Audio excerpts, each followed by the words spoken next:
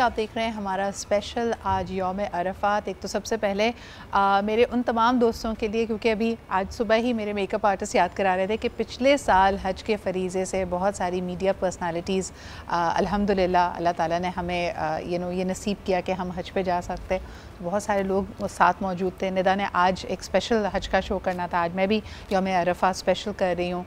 तो बहुत सारी यादें हैं जिसको हम रिपीट करना चाह रहे थे, दोहरा रहे थे, सोच रहे थे, जिसके बारे में मैंने सुबह भी आपसे जैसे कहा कि रूहानी तौर पे इंसान लगता है कि अभी तक वहीं पे मौजूद है। इस वक्त भी मेरे ख़्याल में लाखों की तादाद में मौजूद हैं लोग मैदान अरफात में। आज़मीन हज हैं वो, और यकीनन अल्लाह के दरबार में हाजिर हैं, लब्बैक की तस्बीह पढ़ते हुए वहाँ पे हैं, तकबीरात बुलंद करते हुए मौजूद हैं। और जिनको भी जहाँ जहाँ भी ये आज 9 ज़िलहज का रोज़ मिला है, यकीनन इसमें अल्लाह ताला की बारगाह में अल्लाह ताला को मनाने का, अपनी ख्वाहिशों को पूरा करने का, इस्तग़फ़ार करने का ये बेहतरीन मौका है। कई लोगों ने कहा कि जब आप दुआ के लिए हाथ उठाते हैं तो कई दफ़ा आपका जहन माऊफ़ हो जाता है। हम में से तो कईयों को सलीका भी नहीं आता कि हम दुआ कैसे मांगें, और इसी के लिए हम अहले बैत, अहले अतार की तरफ देखते हैं कि किस तरह उन्होंने हमारी रहनुमाई फरमाई है, किन अल्फाज में अल्लाह ताला को मनाने की कोशिश की गई है, किस अल्फाज का, किन वसीलों का, किन लोगों का वास्ता देकर अल्लाह ताला से अपनी इल्तिजा मनवाने की बात की गई है। आप बहुत कुछ सीख सकते हैं। नंबर 1 ये कि आज के इस मौजू पे ये भी बड़ा अहम है। कई लोग इस बात पे क्योंकि रोज़ा इख्तियार किया हुआ होगा कि 9 ज़िलहज को रखें या 10 ज़िलहज को रखें, ये मसला भी सामने आ रहा है। इसके हवाले से कुछ रहनुमाई इस तरह भी की गई कि मुफस्सिरीन और तमाम उलमा इकराम का मानना है कि यौम अरफ़ा का हवाला दिया गया है, यानी जिस दिन अरफ़ात के मैदान में सब लोग जमा होते हैं, तो उस हवाले से आज ही यौम अरफ़ात है। और आज के दिन की अहमियत, उसकी इबादत, उसके कई और पहलू भी मिलते हैं। मुख्तलिफ़ और अंबिया इकराम के लिए ये दिन तारीख़ी तौर पर कितना अहमियत का हामिल है, हम इस पर भी बात करेंगे। आज के हमारे पैनल से आपको इंट्रोड्यूस करते हैं। हमारे साथ मौजूद हैं अल्लामा ज़ुहैर आबदी भाई। बहुत बहुत शुक्रिया आपकी हमेशा हमारे साथ मौजूद होने का, हमारी रहनुमाई करने का। Thank you very much for being here. इसके अलावा हमारे साथ इरम ज़िया जी मौजूद हैं, जो हमें इस्लामाबाद स्टूडियो से ज्वाइन कर रही हैं। Thank you so much Iram कि आपने भी वक्त निकाला। ज़ुहैर भाई, अगर गुफ्तगू का आगाज़ आपसे करें, यौम अरफ़ात यानी जिस दिन बिल्कुल ऐसा लगता है कि यौम हशर जैसा समा है, इतनी बड़ी तादाद में 180 मुख्तलिफ़ ममालिक से मुस्लिम उम्मा के एक कलमा पढ़ने वाले, कलमा गो मुसलमान वहाँ पे जमा हैं। क्या अहमियत है इस दिन की? और जब कई दफ़ा मुख्तलिफ़ और अंबिया इकराम का हवाला दिया जाता है कि उनकी इल्तिजाएँ भी कबूल हुई, हज़रत आदम अलैहिस्सलाम की इस्तग़फ़ार कबूल हुई, मुख्तलिफ़ और अंबिया का इसमें हवाला दिया जाता है, उससे पहलू से हमें बताइएगा कि आज का दिन कितना अहम और कितना फ़जीलत वाला है। बिस्मिल्लाहिर्रहमानिर्रहीम। एक बात तो पहले ये अर्ज़ कर दूँ कि जैसे आज सऊदी अरब में 9 ज़िलहिज है और हमारे यहाँ 8 ज़िलहिज है जी। तो हमारे यहाँ आज यौम तरबिया है जी, और सऊदी अरब में आज यौम अरफ़ात है। ज़ाहिर आज हमारे हिसाब से अगर देखा जाए तो आज का दिन इंतज़ार होता है अरफ़ात में जाने का। आज की रात इंतज़ार करते हैं लोग हाजी, और सारी रात फिर तलबीह और इस्तग़फ़ार का हुक्म है, और दुआएं पढ़ने का हुक्म है कि दुआएं पढ़ी जाएं जितनी ज़्यादा इस्तग़फ़ार की जाए। अब जब अरफ़ात में हम जमा होते हैं तो ये बड़ा अहम दिन है, और वहाँ पर यानी कि यूँ समझें कि अब आपका हज जो है वो इख्तितामी मराहिल की तरफ पहुँच रहा होता है, और जमा होकर वहाँ सारा दिन अपनी इबादत करने के बाद फिर आपने अगले दिन क़ुरबानी करनी होती है, और अगले दिन फिर आपने अपने बाल कटवा कर क़ुरबानी करके एहराम खोलना होता है। तो ये हज की जो इबादत है ये बड़ी अहम इबादत है, और ये भी कहा गया है कि नमाज के बाद अफ़ज़ल तरीन इबादत जो है वो हज है, क्योंकि इसमें इसकी कुछ माशरती पहलू भी हैं, इसके कुछ रूहानी पहलू भी हैं। इसका एक रूहानी पहलू है, मकसदियत तो यह है कि देखिए इंसान जो है वो देख कर किसी चीज़ को, किसी चीज़ सामने रख कर जो है वो जो तसव्वुर उसका एक पैदा होता है वो बग़ैर देखे ज़रा सा कम होता है या कभी नहीं भी होता।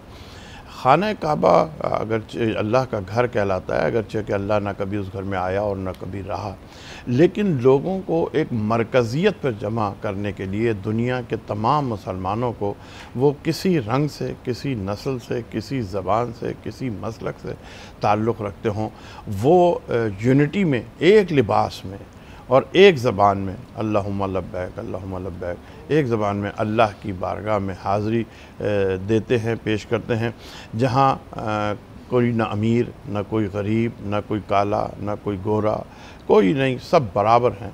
तो ये मुसलमानों की एक इज्तिमाई शान व शौकत का मज़हर है हज। और चूँकि तसव्वुर में खाना काबा सामने होता है, तो तसव्वुर में यही होता है कि इंसान अल्लाह की बारगाह में हाज़िर है। बेशक जब अल्लाह की बारगाह में हाज़िर होता है तो फिर उसे अपनी गलतियाँ भी याद आती हैं, अपने गुनाह भी याद आते हैं, अपने वो कसूर भी याद आते हैं जो उसने किए होते हैं। तो उस मौके पर वो अगर इन गुनाहों और इन गलतियों से अल्लाह से माफ़ी मांगे तो अल्लाह परवरदिगार आलम उसके इन गुनाहों को माफ़ कर देता है। ज़ुहैर भाई, जिस तरह आपने ज़िक्र किया और कई दफ़ा लोग ये जो मुबारक साते हैं अल्लाह ताला ने ख़ास तोहफ़े मुस्लिम उम्मा को दिए हैं, और यकीनन हुज़ूर अकरम सल्लल्लाहु अलैहि वसल्लम से जो हमारी निस्बत है तो उन्हीं के तवस्सुत से हमें ये ख़ास दिन, ये ख़ास सातें मिली हैं। लोग ये कहते हैं कि लैलतुल क़द्र तो हमें ढूंढनी पड़ती है, उसकी तलाश हमें करनी पड़ती है, लेकिन यौम अरफ़ा आज का दिन जब इतने सारे आज़मीन हज वहाँ पे मौजूद हैं, ये आपके और मेरे लिए एक खुला दावतनामा है। और कहा जाता है कि पूरे साल में इतने लोग जहन्नुम की आग से आज़ाद नहीं किए जाते जितने आज के रोज़।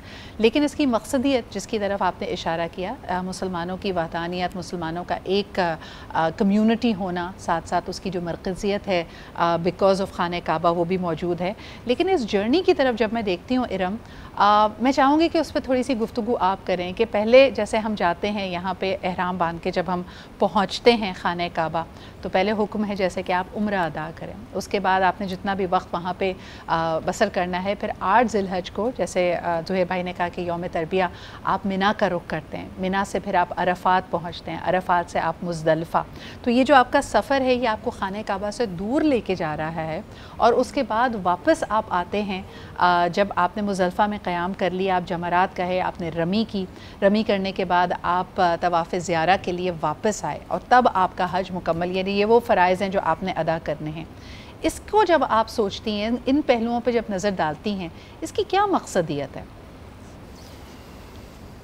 औज़ुबिल्लाहिमिनश्शैतानिर्रजीम, बिस्मिल्लाहिर्रहमानिर्रहीम। सिदरा, तुमको और तमाम देखने वालों को आज यौम अरफ़ा और हज बहुत बहुत मुबारक हो।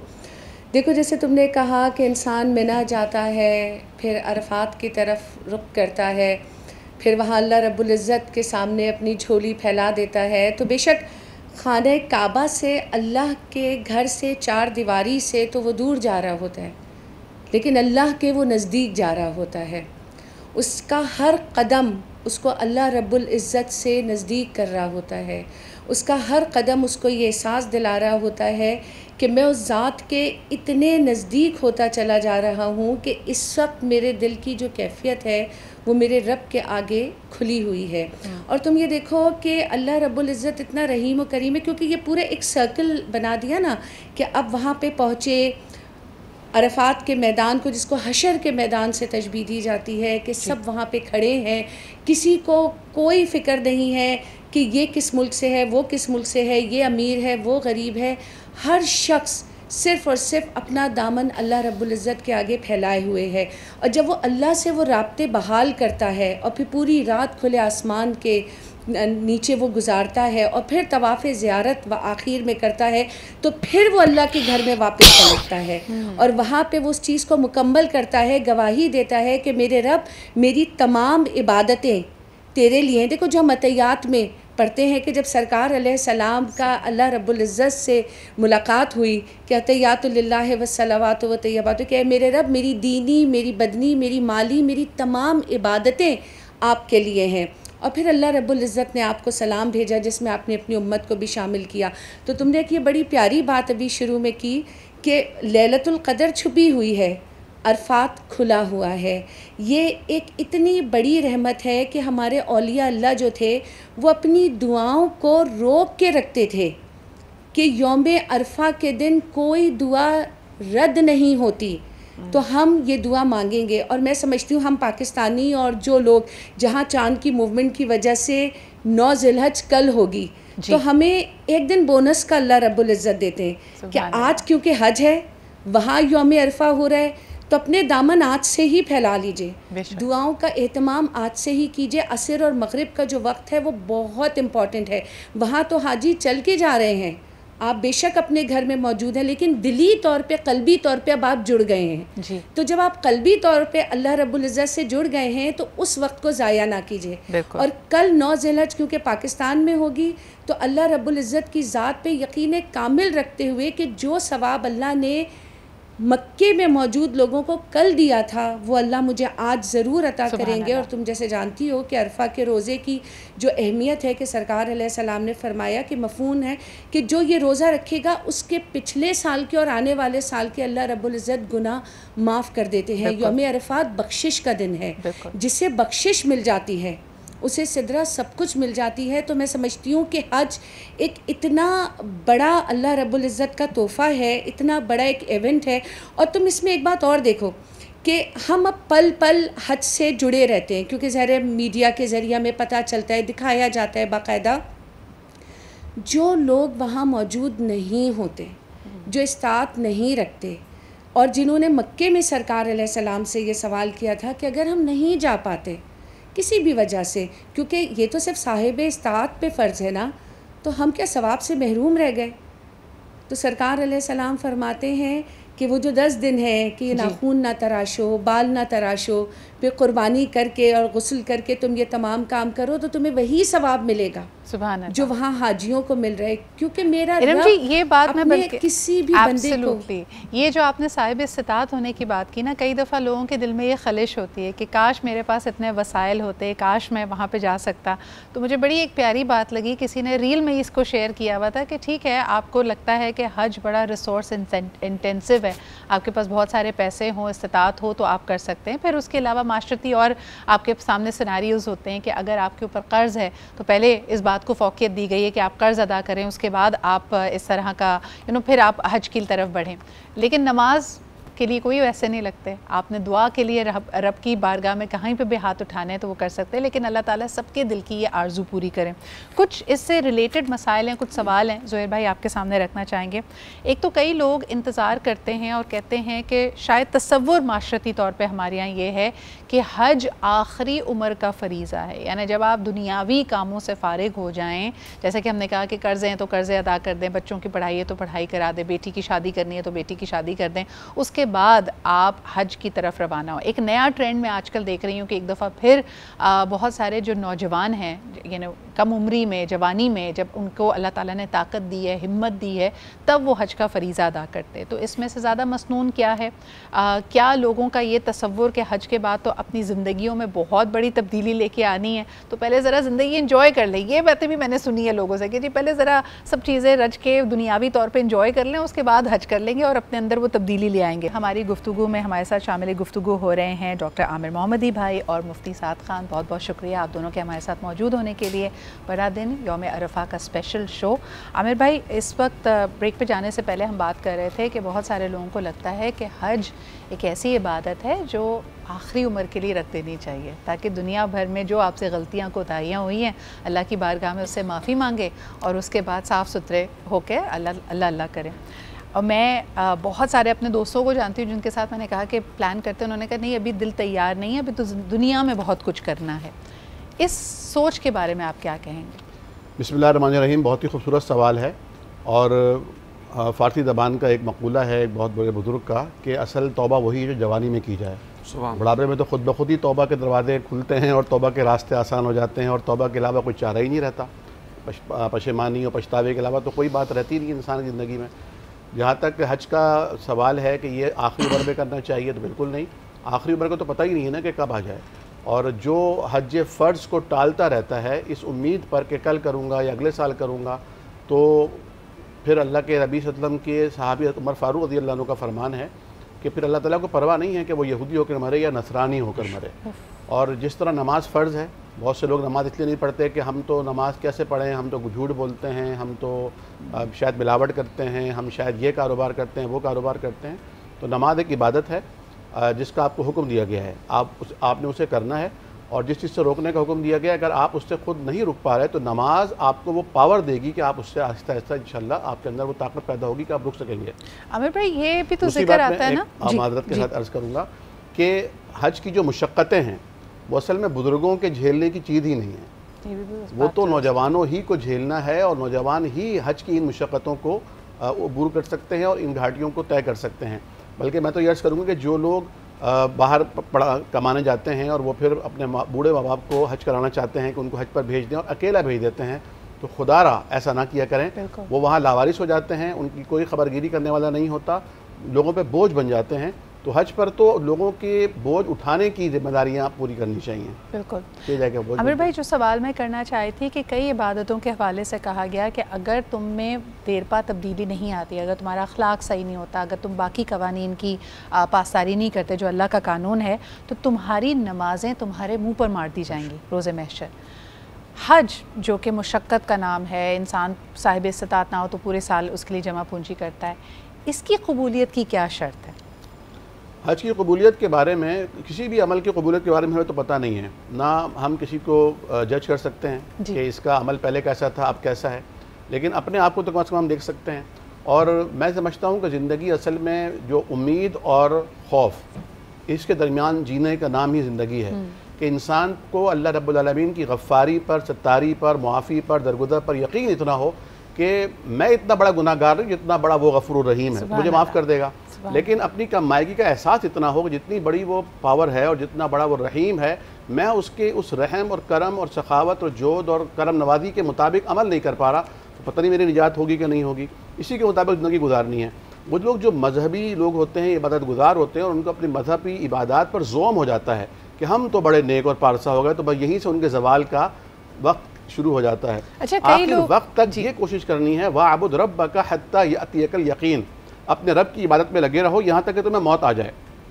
अब ये जो सवाल है कि कौन सा ऐसा अमल है कि पता चले कि ये कबूल हो गया, ये हज पता चले, तो जिस हज के बाद इंसान के अंदर तब्दीली आए और वो ये समझे कि मैं जो लब्बैक अल्लाहुम्मा लब्बैक वहाँ पुकार रहा था, तो वहाँ तो अल्लाह ताला मौजूद नहीं था ना, अल्लाह ताला तो यानी किसी जगह के ऊपर तो मौजूद नहीं है, यानी वो जो कैफियत है, वो जो दिल का हाल है, अगर आप उसको जिंदगी में रिक्रिएट कर पाएं, के अंदर अगर लेकर आ जाएं कि मैं जहाँ कहीं भी हूँ, जब भी अल्लाह की तरफ से आवाज़ आएगी मैं कहूँगा लब्बैक अल्लाहुम्मा, अल्लाह मैं हाजिर हूँ आपके लिए। तो इसका मतलब ये कि आपका हज पर कबूल हुआ और आपको हज का सबक याद हो गया। क्या बात है।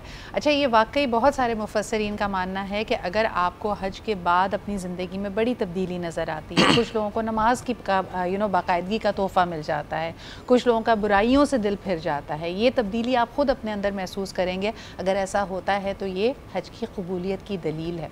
लेकिन इसके बावजूद साथ, क्योंकि गर्मी बहुत ज़्यादा है, मैंने ख़ुद भी देखा और वहाँ पे भी लोग गुस्सा कर रहे होते हैं, जो ये बात इन्होंने अभी कही आमिर भाई ने, कि सिर्फ अपने बुलावे पे ही ज़ोम हो जाता है कि अगर हम यहाँ पे पहुँच गए तो इसका मतलब है हम अल्लाह ताला के पसंदीदा और चुने हुए लोगों में। वहाँ अपना किरदार क्या है, वहाँ कितना गुस्सा कर रहे हैं। वहाँ पे कई लोगों को ये भी करते हुए देखा कि जी बस पहुँच गए हैं, लेकिन तस्बीह या इबादत के बजाय खुशगपियों में मसरूफ़ हैं, या वहाँ पर भी बैठ के चुगली कर रहे हैं। ऐसे लोगों के लिए क्या कहेंगे? बिस्मिल्लाहिर्रहमानिर्रहीम। सबसे पहले तो मैं ये बात कहूँगा कि पिछले साल का जब आप हज के लिए जा रही थी तो सबसे आखिरी प्रोग्राम हमने एक साथ ही किया था, और उसके बाद अल्हम्दुलिल्लाह हम यहाँ आज मौजूद हैं। दोबारा हज का समा है। अल्लाह रब्बुल इज़्ज़त जो मैदान अरफात में है, अल्लाह उनका हज कबूल फरमाए और हमें भी बार बार ज़ियारत नसीब फरमाए। मामला ये है कि हम फ़िलासफ़ी ऑफ वर्शिप को नहीं समझे। देखिए, फ़िलासफ़ी ऑफ वर्शिप, हम कोई भी इबादत लें, 5 पिलर्स ऑफ इस्लाम में से नमाज हो, रोज़ा हो, हज, ज़कात, जो भी है, इसका मकसद होता है अल्लाह का तक़वा इख्तियार करना, अल्लाह तक पहुँचना। आप अगर हदीस को भी देखें, रसूलुल्लाह सल्लल्लाहु अलैहि वसल्लम ने फरमाया जब तुम नेक अमल भी करो तो साथ में इस्तग़फ़ार करो। अब इस्तग़फ़ार क्या करें? क्या हम कोई बुरा काम करने जाए? हमारे ज़हन में तो ये ना हम कोई बुरा काम करें तो तब इस्तग़फ़ार करें। कहा इस्तग़फ़ार करो, ऐसे नहीं, नेक अमल में भी तुम कोताहियाँ कर दो तो वो नेक अमल नेक ना रहे। अब इंसान रोज़ा रखे तो इस्तग़फ़ार करे कि अल्लाह इसका हक़ अदा करने की तौफ़ीक अता फरमा। इसी तरह जब इंसान हज पर होता है, उम्रे पर अल्लाह रब्बुल इज़्ज़त के हरमैन शरीफैन की ज़ियारत कर रहा होता है, मैदान अरफ़ात में होता है, तो इसी तरह वो अल्लाह रब्बुल इज़्ज़त की ख़ास नज़र में होता है। अब ख़ास नज़र में हो और फिर उस नज़र के होते हुए इंसान बहक जाए, इंसान किसी और अमाल में लग जाए, तो ये भी बहुत ज़रूरी है। इसमें आप देखें कि इंसान जब गॉड कॉन्शियसनेस की बात है ना, यहाँ गॉड कॉन्शियसनेस का आलम और होगा, मैदान अरफात में और होगा, यहाँ मेरे तकवे का आलम और होगा। ये रूटीन की बात, मैं रोज़े से हूँ तो मेरे गॉड कॉन्शियसनेस का आलम और होना चाहिए, लेकिन अगर मैं रोज़ा नहीं रखा हुआ तो गॉड कॉन्शियसनेस का आलम और है। तो इंसान मैदान अरफात में भी रहकर दुनिया का सोचे, गुस्सा करे और वहीं बैठकर खुशगपियाँ करे, या बहुत सारे ऐसे मामलात करे जो कि वहाँ नहीं करने चाहिए। मैं इसमें एक बात कहूँगा, शायद ये बात देखने वालों को बुरा भी लगे।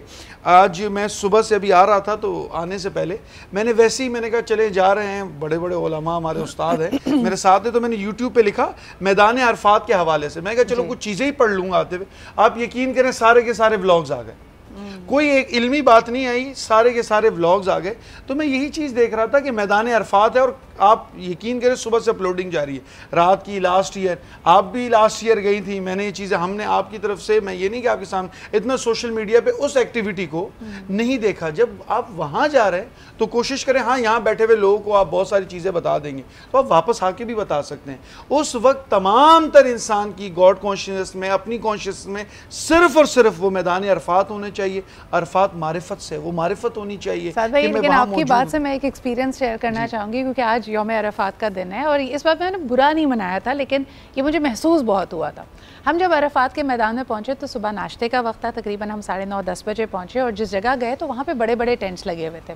तो मुख्तलिफ, यानी हम प्राइवेटली हज कर रहे थे तो प्राइवेट ऑपरेटर्स ने अपनी अपनी वो आपको निशानी के तौर पे ID कार्ड सी भी होते हमने पहना हुआ था, और हम जैसे ही नाश्ता करने के लिए एक टेंट में गए उसी वक्त वहाँ पे नाश्ता आया था और गरम गरम चाय थी, और यकीनन रात की थकावट भी होती है तो फ़ौरन हम चाय लेने के लिए गए। तो खातून हमारे पास आई और उन्होंने काफ़ी डांट कर, काफ़ी गरजदार आवाज़ में कहा कि आपको इस टेंट से खाना नहीं खाना है, क्योंकि आपकी ID अब व्हाटएवर उनको बुखारता था कि वो जिस ग्रुप ऑपरेटर के साथ आए हैं ये नाश्ता सिर्फ उनके लिए। बाद में हमें पता चला कि हम गलत नहीं थे, वो उसी ऑपरेशन यानी वो 2 ऑपरेटर्स का एक इज्तिमाई तौर पे वहाँ पे नाश्ता सर्व हो रहा था। लेकिन कहने का मकसद ये है कि हम कई दफ़ा इस तरह की चीज़ों पे उलझ जाते हैं कि आपको एक लम्हे के लिए ख्याल आता है कि अल्लाह ताला ने तो बाकायदा हुक्म दिया है। यानी मैंने कुछ अहादीस मुबारका का हवाला सुनते हुए देखा कि आप क्या चीज़ कर सकते हैं ताकि अल्लाह ताला की फ़जीलत पा सकें, तो ज़्यादा से ज़्यादा लोगों के काम आएँ, उनकी राहतें उनको दें, अच्छे अखलाक से पेश आएँ और ख़ूब खाने खिलाएँ। यानी इसका बाकायदा ज़ोर दिया गया है। तो मुझे बड़ी हैरत हुई कि वहाँ पे भी जाके इंसान, फिर इसके अलावा वॉशरूम्स हैं, थोड़ी सी आपको मुशक्क़त तकलीफ़ आती हैं क्योंकि आप इज्तिमाई तौर पे आपको आदत नहीं है, अब सबको अपने अटैच बात इंडिविजुअली सब अपने रहने की आदत है। तो हमारे लिए उन रिसोर्स को शेयर करना अपने आप में एक बड़ा सवालिया निशान होता है। But I think that is exactly जैसे ज़ुहैर भाई शुरू में कह रहे थे कि वो इज्तिमाइयत का एहसास, एक साथ होने का एहसास एक बहुत बड़ा लेसन होता है हज। दुनिया का सबसे बड़ा रूहानी इज्तिमा और यकीनन एक ऐसा दिन जो बहैसियत मुसलमान हमारे लिए दुआओं की कबूलियत का दिन है, बड़ा अहम दिन है। इसके हवाले से एक बड़ा अहम सवाल कि हुजूर अकरम सल्लल्लाहु अलैहि वसल्लम ने अपनी ज़िंदगी में एक हज अदा किया जो कि बहुत ही अहम हज था, और कहा जाता है कि उस वक्त उनके साथ तकरीबन 1 लाख हाजी मौजूद थे। और कई लोग यकीनन इतनी साहिब हैसियत रखते हैं, इतनी इस्तिताअत रखते हैं कि वो कई दफ़ा हज अदा कर सकें। तो इसके हवाले से रहनुमाई क्या है? अगर सऊदी हुक्काम की purely from the logistic point of view देखा जाए तो वो लोकल्स को 5 साल में एक दफ़ा हज की इजाज़त देते हैं, कोटा रखते हैं ताकि लोगों को मैनेज सही किया जा सके। ज़ुहैर भाई, ये सवाल मैं आपके पास लेके आना चाहूँगी क्योंकि इमाम हसन की ज़िंदगी मुबारका को हम देखते हैं तो आपने पापियादा 25 हज अदा किए। तो क्या बेहतरीन तरीका है ज़्यादा से ज़्यादा हज अदा किए जाएँ, ये ज़िंदगी में एक दफ़ा अदा किया जाए? इस पर थोड़ी रहनुमाई कीजिएगा। देखिए, इमाम हसन ने भी, इमाम हुसैन ने भी, जनाब सैयद सज्जाद ने भी 20, 22, 25 इस तरह से हज किया। हज वाजिब एक है, यानी एक दफ़ा आपने कर दिया वो वाजिब है। उसके बाद जितने हज हैं वो आपके को सवाब की नीयत से, क़ुर्बत इलाही की नीयत से आपको करीब करते हैं कि आप अल्लाह की इबादत कर रहे हैं। जैसे कि रमज़ान के रोज़े वाजिब हैं, लेकिन अगर आप उसके बाद भी रोज़ा रखें तो उसका सवाब नफली रोज़े का एक अलग सवाब है। अच्छा, अलबत्ता आजकल जो हमारे यहाँ एक सिस्टम ज़ाहिर है कि दुनिया बहुत फैल चुकी है और उसमें हम ये देखते हैं कि सऊदी हुकाम जो हैं वो इतना ज़्यादा लोगों का इंतज़ाम नहीं कर पा रहे, जिसकी वजह से वो ये कहते हैं कि साहब कम से कम लोग, यानी जिन्होंने एक दफ़ा कर लिया है वो 2 साल बाद आएँ या 4 साल बाद आएँ या 5 साल बाद आएँ। तो इस तरह से आप लोगों को एक इबादत से महरूम कर रहे हैं। मैं ये समझता हूँ कि जो आपको जो भी अमाउंट मिलती है या जो आप पैसे लेते हैं, अगर आप उसमें फैसिलिटीज़ को बढ़ाएं, आसानियों को बढ़ाएं, आसानियाँ पैदा करें और लोग भी इसको, जैसे कि हम अभी डिस्कस कर रहे थे कि इसको कैटेगरीज़ में डिवाइड ना करें और एक लेवल में, एक कैटेगरी में इसको रखें, तो मैं समझता हूँ कि लोगों के लिए भी आसानी पैदा होगी और वो ज़्यादा से ज़्यादा इस वैसे आज हमने प्रोग्राम की शुरुआत में ये बात कही कि कई लोगों का, मेरे ख्याल में ऑनलाइन में ये डिबेट देख रही थी कि हज has become a business, but the reality is कि जितने, अगर आप दुनिया भर में बड़े इज्तिमा देखते हैं, चंद लाखों या चंद हज़ार का मजमा भी मैनेज करना बहुत मुश्किल होता है। तो इस बात को मैंने, बड़ा अच्छा जुमला मुझे लगा कि उन्होंने कहा कि this is leadership brilliance and बरकत। ये देखें, अल्लाह के घर की ज़ियारत है, अल्लाह का हुक्म आप पूरा कर रहे हैं, अल्लाह की बारगाह में लब्बैक करके पहुंच रहे हैं, क्योंकि आपके सामने तो मिसाल मौजूद है ना कि अल्लाह के घर की हिफाजत अल्लाह ख़ुद करता है। तो वहाँ पे कई चीज़ों में बरकत आपको नज़र आएगी, लेकिन वी कैन नॉट से कि सऊदी हुकाम इसके लिए इंतजामात नहीं करते। आमिर भाई इस पे जी करते हैं, मतलब एक्सटेंड करें, मैंने ये नहीं कहा। देखिए, एक ह्यूमनली पॉसिबल एक जगह इस वक्त सबसे ज़्यादा तौसी, बल्कि मुझे देख के बड़ी खुशी हुई कि पहली दफ़ा इस दफ़ा जो लोग हज या उम्रे के लिए जाएंगे कि आपको तौसी का काम मुकम्मल हो चुका है, आपको बग़ैर क्रेन्स के एक खाने काबा का व्यू भी मिलेगा, जो कि अल्हम्दुलिल्लाह काफ़ी अरसे के बाद मिलेगा। आमिर भाई, दुनिया का सबसे बड़ा कूलिंग सिस्टम वहाँ पर लगाया, 40 से ज़्यादा एजेंसीज़ हैं, 2.5 लाख से ज़्यादा नफरी है, 7,000 से ज़्यादा रज़ाकार हैं जो वहाँ पे मौजूद हैं। तो ये सब अल्लाह की तरफ से आपके लिए खिदमत गुजार हैं। फिर भी यकीनन हमें अपना सिविक सेंस क्या रखना चाहिए। आप भी अल्हम्दुलिल्लाह गुज़िश्ता बरस आपने हज किया, क्या तब्दीली देखी और क्या हमारा अपना एटीट्यूड होना चाहिए? बिल्कुल दुरुस्त आपने फरमाया कि मैं ये समझता हूँ कि एक तो अल्लाह रब्बुल आलमीन के उस मकाम की बरकत है जी, और इतने सारे जो हज्जाज कराम दुनिया के अतराफ़ व कनाफ से वहाँ पहुँचते हैं, उनमें कौन कौन अल्लाह के इंतहाई करीब और इंतहाई नज़दीक होता है, उनकी दुआओं का असर है जी। और फिर नो डाउट कि सऊदी हुकूमत ने दुनिया की बेहतरीन एजेंसीज़ की मदद लेकर बेहतरीन साइंटिफिकली निज़ाम के तहत एक ऐसा मेकनिज़म माशाल्लाह वहाँ तय किया है कि इस एक छोटी सी जगह के ऊपर लाखों लोग किस तरह मूव होते हैं और यानी कब किसको जाना है, कब किसको निकालना है, वो एक ऐसा अजीब व गरीब किस्म का मामला है कि इतना, यानी जो असल मजमा है 180 मुख्तलिफ ममालिक से लोग मौजूद हैं जो एक तबके के नहीं हैं, ज़बान नहीं, मुख्तलिफ सकाफ़तें रखते हैं, मुख्तलिफ मिजाज रखते हैं और उन सब को हैंडल करना एक बहुत, यानी इसमें यकीनन भी तकलीफ़ तो होती है। जहाँ भी नज़्म व ज़ब्त आएगा, जहाँ भी डिसिप्लिन आएगा, वहाँ पर हम अपनी ज़ात पे अगर नाफिज करते हैं तो हमें भी तकलीफ़ होती है, घर पे नाफिज करते हैं तो घर वालों को तकलीफ़ होती है, मुल्क में नाफिज करेंगे तो मुल्क वाले चीखेंगे, ये क्या कि जगह जगह रोका जा रहा है, हेलमेट की पाबंदी हो रही है, बेल्ट की पाबंदी हो रही है, वगैरह वगैरह। तो वहाँ पर भी कुछ मुश्किलात तो हैं, लेकिन अगर वो मुश्किलात ना हो तो और मुश्किलात पैदा हो जाएंगी, लोग एक दूसरे को अपने पैरों तले रोन डालेंगे क्योंकि इतना हुजूम होता है, वो फिर बेकाबू हो जाएगा। तो जहाँ तक ये बात है कि हज बार बार करना चाहिए, बिलाशुबा इसकी इजाज़त है और अल्लाह के नबी सल्लल्लाहु अलैहि वसल्लम ने फरमाया है कि बार बार हज करना न सिर्फ ये कि अल्लाह की क़ुर्बत का बाइस बनता है, बल्कि गुनाहों की मुआफ़ी का बाइस बनता है, बल्कि रिज़्क़ में इजाफे का भी बाइस बनता है। लेकिन इसके साथ साथ हमें ये भी देखना चाहिए कि यहाँ रह कर भी तो हम बहुत से ऐसे उमूर अंजाम दे सकते हैं जो हज का सवाब हमें हासिल करा सकें। मतलब दिन में 5 मरतबा घर से वुज़ू करके मस्जिद जाना, मतलब अपने वालिदैन की अच्छी खिदमत करना, मतलब हर रोज़ फजर की नमाज के बाद इशराक तक बैठ कर अल्लाह का जिक्र करना और फिर इशराक के 2 नफिल पढ़ कर उठ जाना, तो ये हज का पूरा पूरा सवाब लेकर लौटेंगे ना। तो हम पूरे 365 दिन के जो बाकी महीने हैं उन महीनों में हम हज नहीं करते। इसमें मौके पर हमें हज याद आता है। आमिर भाई, बहुत वक्त कलील है तो मैं इरम जी के पास भी जाना चाहूँगी। इरम जी, ख़वातीन के हवाले से बताइए कि अक्सर देखा है कि शौहर या जो घर के मर्द हजरात हैं बड़े जाहू जलाल वाले होते हैं, एक तो गर्मी है उसकी में मुशक्क़त भी जब आप कर रहे हैं, मैंने कई ख़वातीन को वहाँ पर देखा है जो ये बात कह रही होती हैं कि हमारे बतौर बीवी के या बतौर माँ के या बतौर बहन के हुकूक पूरे नहीं हो रहे, हमारे उन हुकूक की तलफ़ी की जाती है, गुस्सा उसी तरह किया जाता है, सख्ती की जाती है।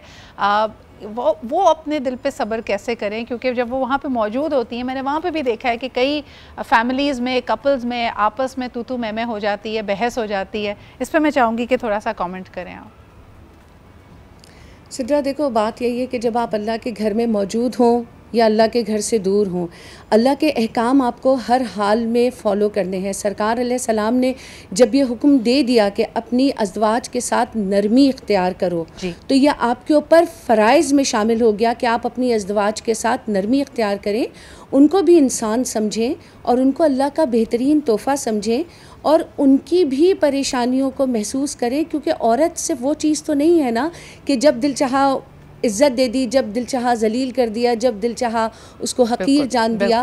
तो अगर आप अल्लाह और उसके महबूब हज़रत मोहम्मद मुस्तफ़ा सल्लल्लाहु अलैहि वसल्लम की खुशनुदी पाना चाहते हैं तो आपको हर अहकाम का ख्याल बहुत ज़रूरी रखना है। और आप लोग इतनी देर से जो गुफ्तगू कर रहे थे, अच्छी बात कही है और मेरे ख्याल में जितने लोग हैं वो इसके ऊपर नज़रसानी करें, क्योंकि ये वाहिद इबादत है जो मुशक्क़त है। साद भाई, क्विक कमेंट के लिए आपके पास आऊँगी कि इसी चीज़ को रखते हुए ख़वातीन यकीनन सिन्फ़ नाज़ुक हैं, अल्लाह ताला ने क्या आसानियाँ हज में भी उनके लिए की हैं, जैसे मिसाल के तौर पर जमरात पे आप वकील कर सकते हैं, या और उसके ऊपर क्विकली अगर आप कमेंट करना चाहें। मैं एक बात पहले इसमें ये ज़रूर कहूँगा, अगर आप देखें मैल्कम एक्स जो सबसे बड़े ब्लैक एक्टिविस्ट थे, उन्होंने भी जब हज करने के बाद गए और वापस अपने लोगों से खिताब कर रहे थे तो उन्होंने कहा कि अगर आपको देखना है कि यूनिटी क्या होती है, अगर आपने देखना है कि ब्लैक वाइट हर चीज़ का फ़र्क कहाँ पर ख़त्म होता है, वो आप हज का मौका देखिए। जहाँ हम ये बात कह रहे हैं कि वहाँ बहुत सारी कैटेगरीज होती हैं, बहुत सारे मामलात होते हैं, लेकिन आप ये भी देखें कि दुनिया का सबसे बड़ा इज्तिमा वहाँ होता है। और एक बात मैं ज़रूर,